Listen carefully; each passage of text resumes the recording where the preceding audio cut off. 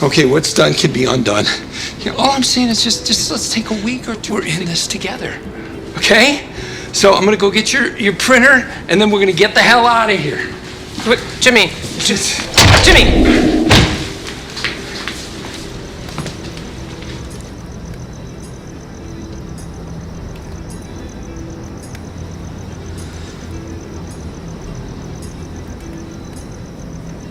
You asked if you were back. That's not it. We are bad for each other.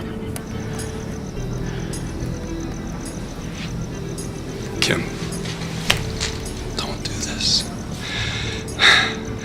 Kim, please. Jimmy, I have had the time of my life with you. But we are bad for everyone around us. Other people suffer because of us. Apart, we're okay, but together, we're poison. No, just tell me what I need to do to change, okay? Just tell me I love you. I love you too. But so what? I love you, but so what? No other words could better describe Jimmy and Kim's shaky relationship. Throughout the entire show, I always thought Jimmy McGill was actually Saul Goodman this entire time. I thought that he was trying to be himself by practicing under Saul Goodman in order to practice his deceptive and manipulative tactics as he was known for in Breaking Bad in order to achieve his goals. Apparently, that train of thought came to an end in Season 6, Episode 9. After the end of Lalo Salamanca and in the unexpected turn of events, Howard Hamlin, many predictions flooded my mind as I continued to watch the final episodes of Better Call Saul. It wasn't Chuck, Mike, Howard, or Lalo Salamanca that led him into this rabbit hole of crime and fully embracing the name Saul Goodman, but it was Kim Wexler all along. In order to understand Saul Goodman, we have to understand Jimmy and Kim's relationship. Looking back, it all made sense. Jimmy wasn't trying to impress Chuck necessarily or anybody else, but Kim. Kim and Jimmy's relationship wasn't as strong as we know in the first season. That was when Jimmy relentlessly tried to win her over, hoping they could be law partners and work together. He would tell her anytime he scored a client or bought a new building for his new law firm. That is because he wanted to have a future with her, when in reality, Kim Wexler deep down knew that would be unlikely because of Jimmy McGill's habit of slipping back to his old ways by deceiving everyone. They would tour around houses or buildings and eventually not buy it or settle down in the long run, foreshadowing that they wouldn't work out in the end. When Kim was lied to by Jimmy in order to ridicule Kevin in Mesa Verde, he was cutting corners like Chuck warned before without conferring with Kim, in which she took it personally and deeply.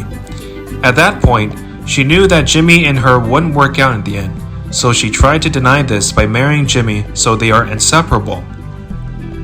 When Kim and Jimmy met with Howard's wife, she accused that Kim and Jimmy were responsible for Howard's death, and that Howard was never like the cocaine addict that everyone told her.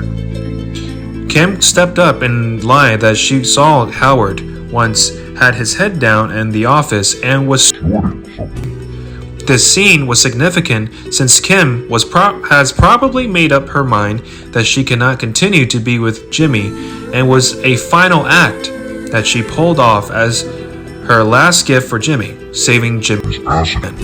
At that point, she probably knew that if she is going to continue to be with Jimmy, the lying will never stop and she will never be an honest and moral individual. At that point, she quit law completely since the damage was done. In a sense, you can say that most of the show is Jimmy's love story and him and Kim's struggle of maintaining their relationship. You can see that right after Kim broke up with Jimmy, it flashed him fully embodying Saul Goodman. Despite the luxury Saul Goodman lived in, there was a depth of sadness and remorse as if he was trying to disguise his entire identity as Jimmy McGill, as if he hated who he was. Although he seems uppity and happy in this morning routine scene, we all know that he wasn't actually happy. Prior to this episode, we always see that Jimmy and Kim always had their morning routine together in an average-looking apartment. Kim was always part of Jimmy's morning routine, and the absence of Kim in Saul Goodman's morning routine is clear that he is trying to cope with the loss of Kim by having a drastic change in his lifestyle. It is clear that Kim is the breaking point for Jimmy. In conclusion, nobody pushed him into what he is known for today as the notorious criminal lawyer that worked for Walter White. It was Kim all along that pushed him down this path, since everything he did afterwards was a way to try to cope with this loss of Kim when she was the only one that made him complete. Looking back at the entire series of Breaking Bad, Saul Goodman is not really a happy guy, like the way he portrayed himself. It was actually him going off the bonkers, because he had lost everything. I love you too. But so what? No, Kim, you're wrong.